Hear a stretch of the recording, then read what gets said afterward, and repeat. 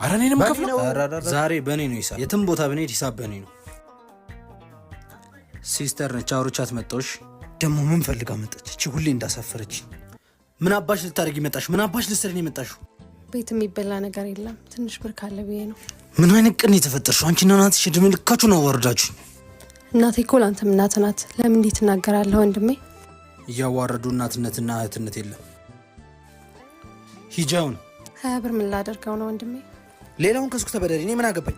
ሱቅ እኮ ብዙ ብድር አለብን፣ አልሰጥሽም ብለውኛል። ምን አገባኝ? ሂጂ። ምን ሆነሽ ነው?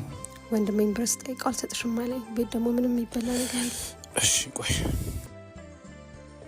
አንቺ ወደ ቤት ሂጂ፣ እኔ እሱን አወራዋለሁ። እሺ ይዙ አንዴ ላውራ። አቤት። ምንድን ነው? ለቤተሰቦቹ ሳትሆን ነው እንደኛ መጋብዘው? ምን አገባ? ይሄ የቤተሰብ ጉዳይ ነው። በማይመለከት አትግባ። ቤተሰብህ ብትታመም የሚያስታምምህ ብትሞት የሚቀብር ነው። እኛ አንተ ከሌለህ የለንም። ገባህ? አስብ ትንሽ ከቻልክ